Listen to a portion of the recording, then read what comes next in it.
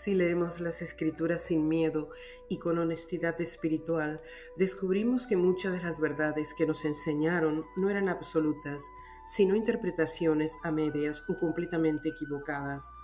Sorprendentemente, esta realidad se encuentra en las mismas Escrituras, Escrituras que se enseñan como la palabra de Dios del Génesis al Apocalipsis, siendo la realidad de que en la Biblia hay también inspiración humana, entrelazada con la voz de Dios, y en el caso específico de la autoría del ritual de los sacrificios y su consecuente conjetura con respecto a la muerte de Jesús en algunos autores del Nuevo Testamento, esa injerencia de la voz humana puesta por encima de la de Dios es clara y pasada por alto.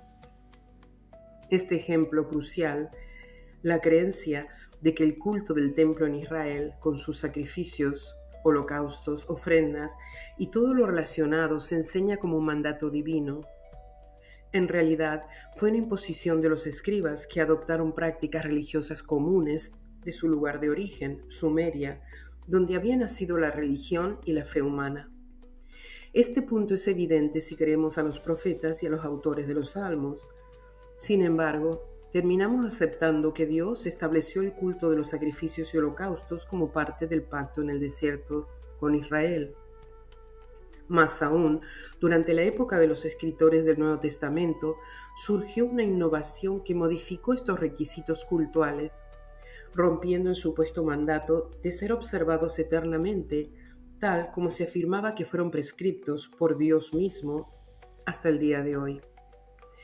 Es decir, estos mandatos no solo no fueron ordenados por Dios, sino que también violaron el principio de perpetuidad establecido para las reglas de culto. Cuando llegó la época de los escritores del Nuevo Testamento, esas normas fueron modificadas sin reparo alguno. Para aquellos que se consideran estudiosos de las Escrituras, el hecho de haber roto el mandato de perpetuidad en las leyes cultuales, que enseñaban como dictadas por Dios, debería haber sido una señal de advertencia evidente, pero no fue así. Esto debería haber sido indudable, ya que las leyes espirituales de Dios, a diferencia de las prácticas externas, son eternas y no cambian con el tiempo. Sin embargo, las generaciones antiguas se aferraron a formas superficiales que solo eran del agrado de los seres humanos. En aquellos tiempos, esas formas se expresaban con la muerte de animales como ofrenda. Pero, al romper el mandato de perpetuidad de los sacrificios, los hombres revelaron, sin quererlo, el origen humano de esas leyes. Dice el Levítico: «Esta será para vosotros ley perpetua, el séptimo mes, el día 10 del mes. Es en efecto el día en que se hará el rito de absolución sobre vosotros, para purificaros. Seréis purificados de todos vuestros pecados delante del Señor. Será para vosotros ley perpetua. Una vez al año se hará sobre los israelitas el rito de absolución por todos sus pecados». ¿Cómo ocurrió esto? Ignoraron la voz de Dios manifestada a través de los profetas, quienes afirmaban que Dios nunca había ordenado sacrificios. Esta ignorancia no era casual, sino que surgía del hecho de que los sacrificios formaban parte del sistema religioso creado por el hombre después de la caída espiritual en Sumeria, el lugar del nacimiento de los hebreos, y esta tradición era como un anzuelo que no dejaba escapar a los antiguos israelitas. Estos, como los descendientes de Noé, no solo habían nacido en la región, sino que desarrollaron su vida en torno a la cultura y sociedad que habían creado en base a sus creencias religiosas y concebidas por la mente humana de la época. Estos elementos fueron las tradiciones culturales idolátricas y politeístas que no pudieron soltar hasta la destrucción del templo, cuando, forzados por Dios, las circunstancias y los cambios culturales de la época tuvieron que dejarlas de una vez para siempre. Esto cobra aún mayor relevancia cuando consideramos el papel que más tarde se atribuyó a Jesús como sustituto de los sacrificios animales. Se nos enseñó que Jesús fue la provisión humana para reemplazar la ineficacia de los sacrificios como medio de absolución de culpas, satisfaciendo así la justicia de Dios. Algunos escritores del Nuevo Testamento visualizaron una solución práctica para el problema que enfrentaban. El sacrificio animal estaba perdiendo su valor como medio de perdón. Notoria y específicamente, el ritual de los sacrificios como costumbre religiosa estaba perdiendo fuerza en el mundo pagano. De no haber sido así, muy posiblemente hubiera seguido siendo relevante en el ámbito cultural judeocristiano. Dentro de este cambio social y cultural se halló la solución de ignorar el mandato a perpetuidad, hacer caso omiso del mensaje de los profetas y establecer una nueva doctrina, que es la que conocemos hasta el día de hoy. Si leen la carta a los Hebreos y otros pasajes del Nuevo Testamento, encontrarán algunas de las razones que ofrecieron. Pero estas explicaciones son, en mi opinión, irreverentes y contrarias al justo carácter de Dios.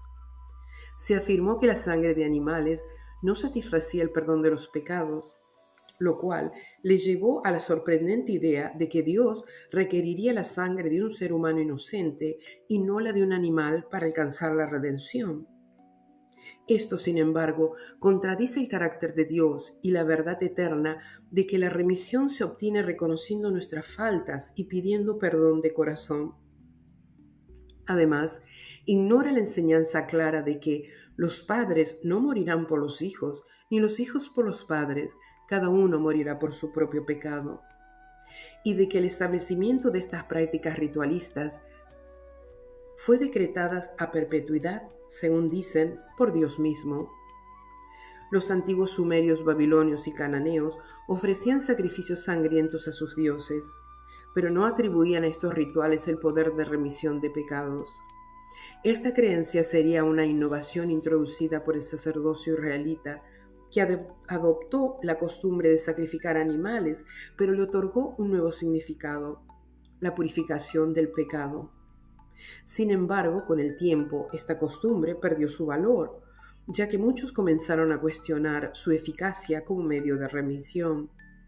Este problema desembocó finalmente en la reinterpretación que presenta el autor de la Carta a los Hebreos, donde el sacrificio animal es reemplazado por el sacrificio de un hombre. Con esta modificación, hecha en base a un ritual de culto cuya autoría fue negada por Dios, se puso fin a la costumbre sacrificial para perdón de faltas. Quizás lo más grave respecto a estos mandatos cultuales fue el uso del nombre de Dios para dar legitimidad a una falsedad. Se afirmó Yahvé dijo cuando Yahvé no había dicho nada. Después de la muerte de Jesús, el significado de los sacrificios adquirió una nueva interpretación, influenciada por el pensamiento religioso y cultural de la época.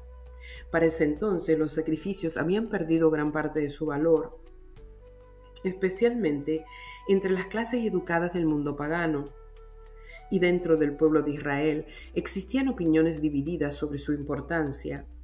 No solo los cristianos, sino también muchos judíos del siglo I criticaban la corrupción del sacerdocio y el vacío formalismo de los sacrificios. Los escribas, fariseos y esenios como los de Qumran tenían posturas divergentes. Algunos fariseos consideraban que el estudio de la Torá era superior al sacrificio. Los esenios rechazaban el templo, considerándolo corrupto. Otros comenzaron a valorar la oración, la obediencia, la justicia y la misericordia por encima del derramamiento de sangre animal, tal como ya lo habían enseñado los profetas siglos antes. Los tiempos estaban cambiando. Después de la muerte de Jesús y ante el creciente descrédito de los sacrificios, comenzó a formarse una nueva religión más acorde con las creencias de la época. Este desvío del mensaje original de Dios no fue exclusivo de los escribas hebreos. Con la formación del cristianismo ocurrió algo similar. Se instituyó un nuevo pacto que supuestamente reemplazaba al anterior, dejando obsoletas partes de las escrituras hebreas. Fue un giro ingenioso, especialmente si consideramos que el sacrificio de los animales había perdido su valor. Así se rompió aún más el vínculo con la enseñanza espiritual original acerca de cómo limpiar nuestras faltas. Sin embargo, desde Adán hasta hoy, el pacto entre Dios y el hombre sigue intacto y vigente para quien así lo desee, a través de la reconciliación con su Creador. Dios ya nos dijo lo que es bueno y lo que pide de nosotros: hacer justicia, amar la misericordia y caminar con mansedumbre junto a Él. En términos de organización religiosa y culto, el sistema hebreo se basó en el mesopotámico, el egipcio y el cananeo. La cultura sumeria, establecida en el valle del Éufrates, fue la primera en la historia en institucionalizar la religión dentro de un sistema gubernamental. Según el autor francés Georges Roux, los templos del período Obeid, descubiertos a lo largo del Éufrates, demuestran que las construcciones más grandes y mejor elaboradas eran siempre los templos. De estas villas surgieron las principales ciudades de Sumeria. El trazado urbano seguía un diseño geomántico, es decir, basado en la geometría, entendida como la medida de la tierra. Según Roux, pareciera ser que las futuras ciudades de Sumer crecieron no alrededor de un palacio o castillo, sino alrededor de un santuario. Sobre estos sitios, considerados especiales, lugares donde se creía que ocurrían manifestaciones sobrenaturales, se levantaron los torres templos sumerias. Fue alrededor de estos templos donde crecieron las ciudades. Este es el contexto cultural y religioso en el que nació y floreció Abraham y su familia. La historia religiosa del mundo comienza a registrarse en los textos cuneiformes cuando el hombre se asienta en conglomeraciones urbanas. En la Biblia, Babilonia es descrita como la hechicera de las naciones, pero esta influencia solo fue posible gracias a que la cultura sumeria estableció el sistema político-religioso que luego se expandió. Cuando Hammurabi consolidó bajo un solo mandato las ciudades-estados de Sumer y Akkad, el sistema político-religioso ya llevaba siglos en funcionamiento.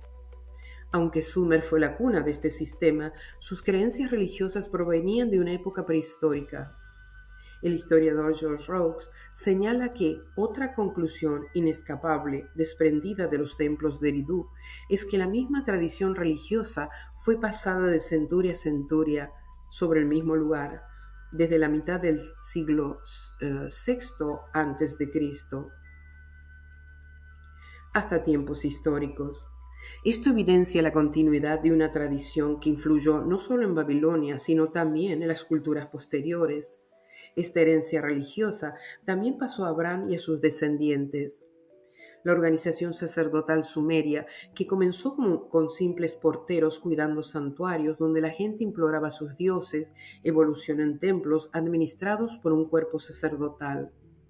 Esta misma estructura se reflejó en Israel. Incluso el rey David asumió funciones sacerdotales, organizando el culto en el templo y combinando autoridad religiosa y política. El hecho de que David y sus hijos desempeñaran funciones sacerdotales contradice la idea de que el sacerdocio israelita fue instituido por mandato divino en el desierto. La evidencia bíblica lo demuestra. Y David danzó ante el Señor con todas sus fuerzas, vestido con una vestidura sacerdotal. Más adelante se menciona: Benaías, hijo de Joiada, estaba al mando de la guardia de quereteros y peleteos.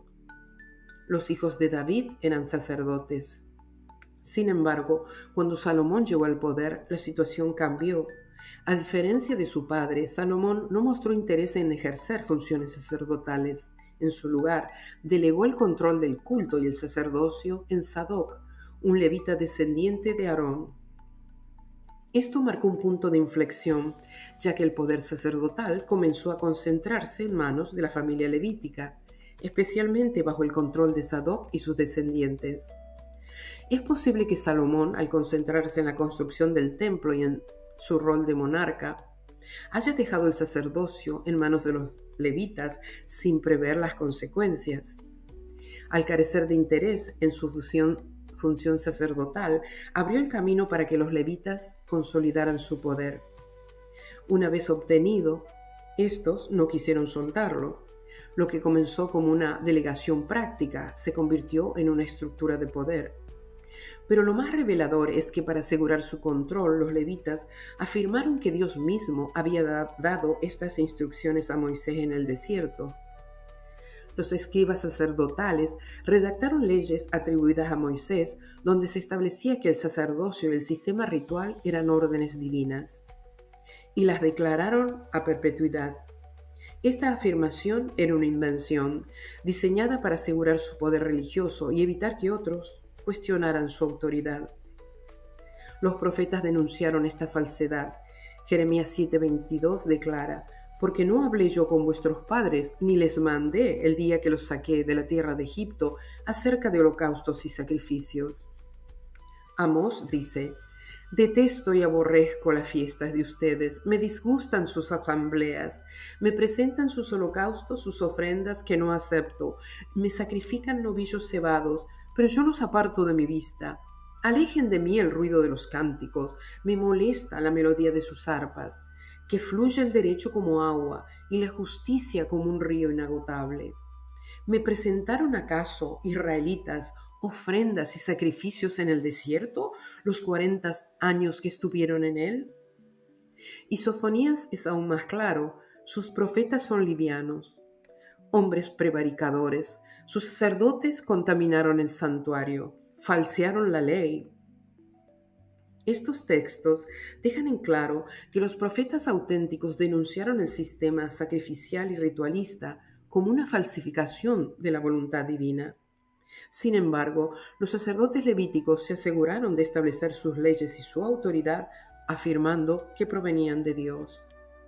El control del templo y del sistema de culto se convirtió en un medio de poder.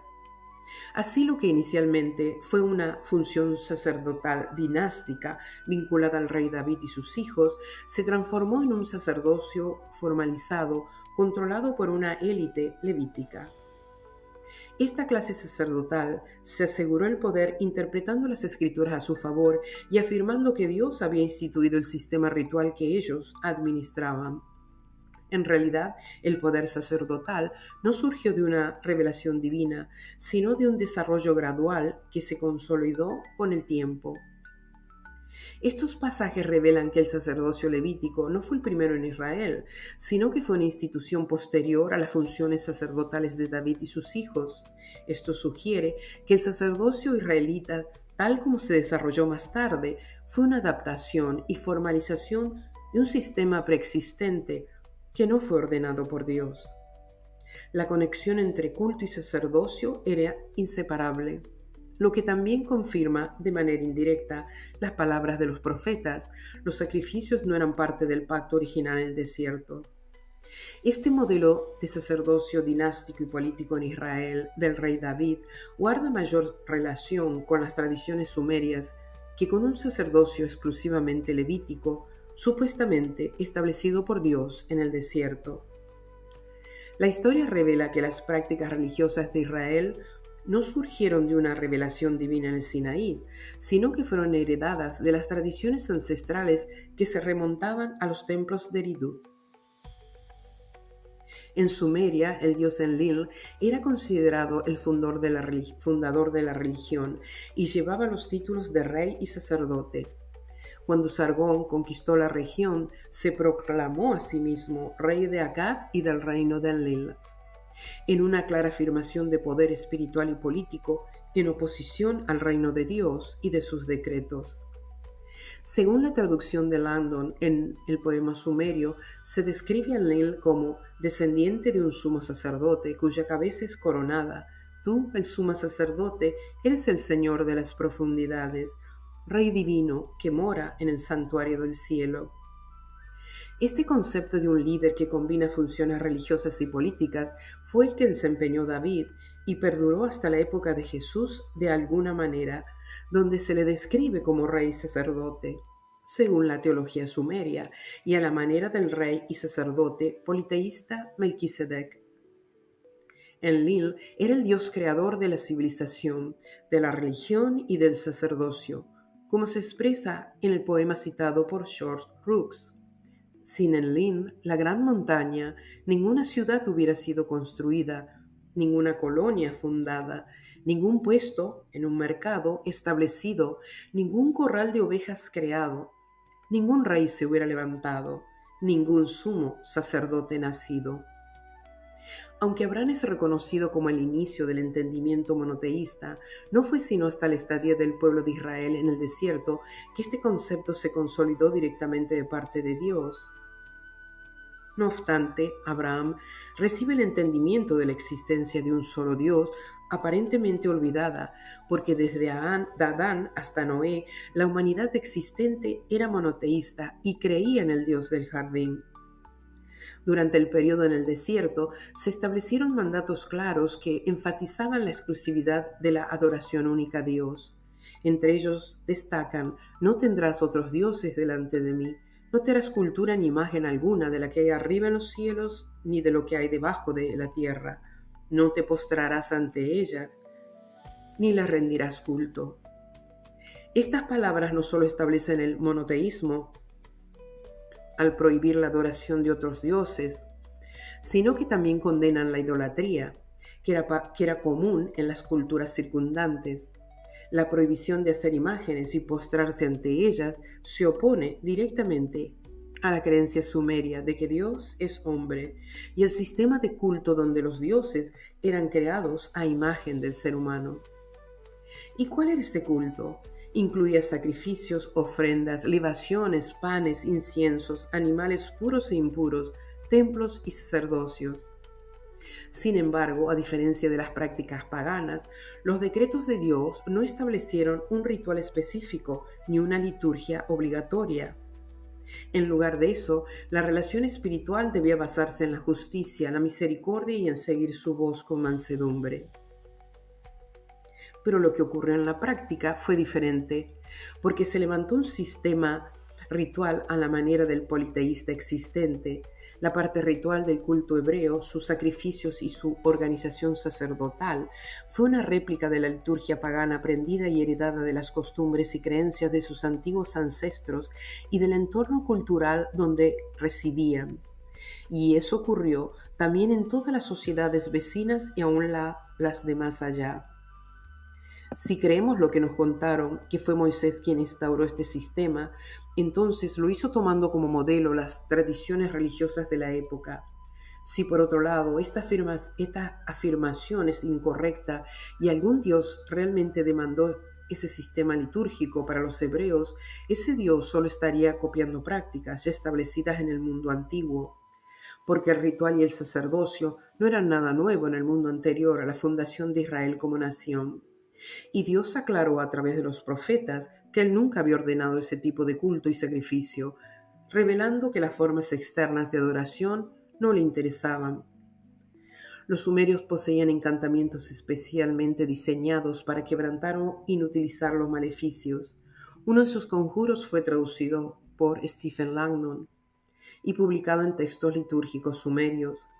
El conjuro relataba que la maldición que afligía al rey había sido provocada por el dios Nudimmud y se le conocía como la maldición del pájaro.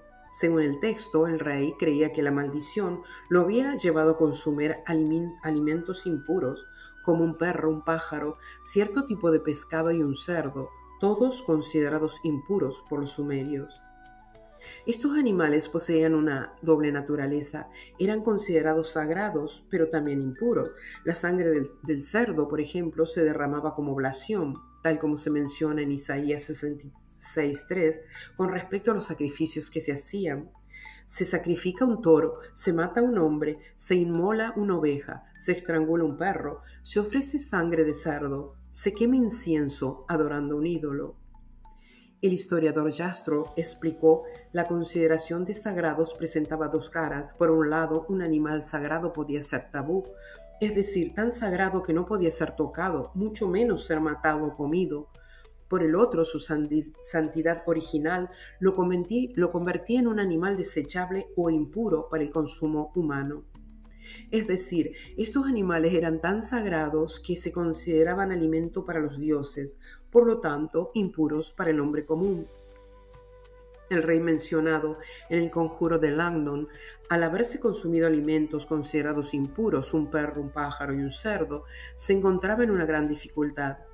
Para liberarse del maleficio se realizaba un ritual de purificación que incluía la creación y destrucción de 15 figuras de demonios y espíritus que supuestamente lo afligían.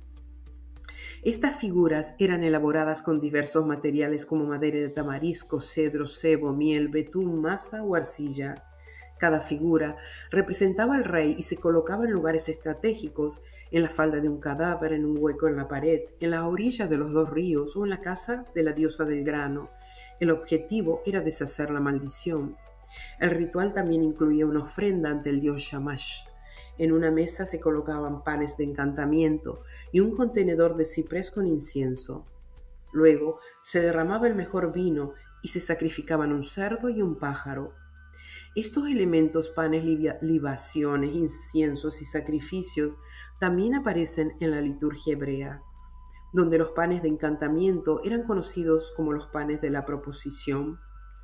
Tomarás flor de harina, cocerás con ella 12 panes de 8 kilos cada uno, y los colocarás en 2 hileras, 6 panes en cada hilera, sobre la mesa pura delante del Señor. Pondrás incienso sobre cada una de las hileras, servirá de memorial en lugar de pan, será una ofrenda quemada en honor del Señor.